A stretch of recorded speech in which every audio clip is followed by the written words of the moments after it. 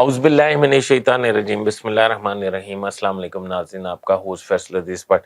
ناظرین، غیر قانونی مقیموں کے حوالے سے حکومت نے جو بھی حکمت عملی اپنائی ہے وہ بڑی درست اور بڑی لیٹ اپنائی ہے۔ اب جب انہیں ادھر سے بے دخل کیا جا رہا ہے، بے دخل تو کہتے ہیں کہ اپنی جگہ سے کیا جائے، یہاں انہیں ادھر سے نکالا جا رہا ہے، ڈپورٹ کیا جا رہا ہے، تو بیوروکریسی کی لاٹری نکل آئی ہے۔ آپ کو پتا ہے کہ کام کوئی بھی ہو، بیوروکریسی اپنا رستہ نکال لیتی ہے۔ وہ کس طرح نکال رہا ہے اور کیا ہو رہا ہے؟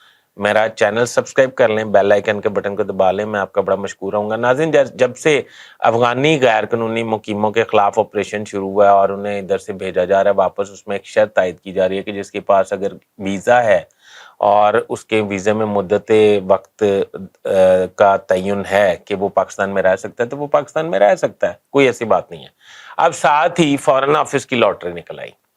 فارن آفس نے افغانستان میں جو ہمارا سفارتی عملہ ہے، ادھر $2000 تک پاکستان کے ویزے کا ریٹ چلا گیا۔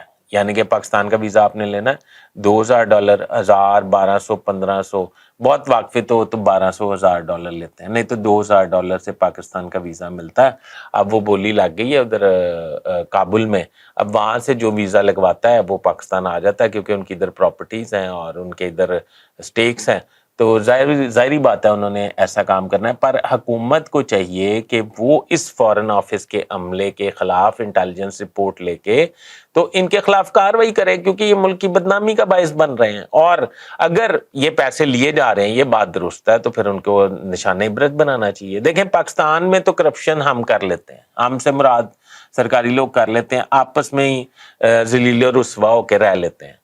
غیر ممالک میں بیٹھ کے ایسا تاثر دینا اور ایسا کام کرنا میرا خیال بالکل اچھا نہیں ہے، اور پاکستان کی عزت اور وقار کا معاملہ ہے۔ پاکستان میں کے اندر تو ہم اس کو کنٹرول نہیں کر پا رہے، تو پاکستان کے باہر تو کسی صورت ہمیں کنٹرول کرنا چاہیے۔ تو میرا یہ خیال ہے کہ پاکستان حکومت کو اس پہ فوری ایکشن لینا چاہیے، حساس اداروں کو ایکشن لینا چاہیے، اور افغانستان میں کابل ایمبیسی میں لگنے والی بولیاں منڈیاں جو ہیں ان کا سدباب کرنا چاہیے۔ ابھی تک کے لیے اتنا ہی۔ اپنے ہوسٹ فیصل حدیث بٹ کو اجازت دیجیے۔ آپ کے کمنٹس میرے لیے بڑی رہنمائی کریں گے۔ السلام علیکم۔